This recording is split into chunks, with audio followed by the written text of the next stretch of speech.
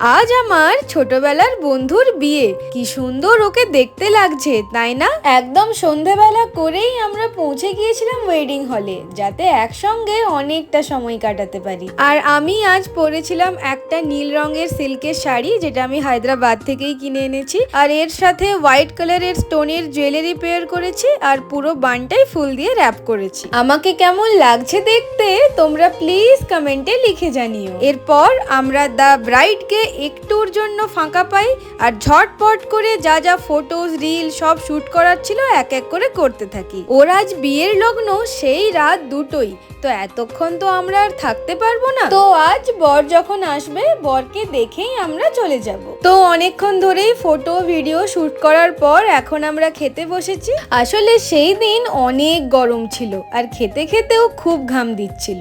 আজ এতটাই। ভিডিওটা ভালো লাগলে প্লিজ সাবস্ক্রাইব করে দিও।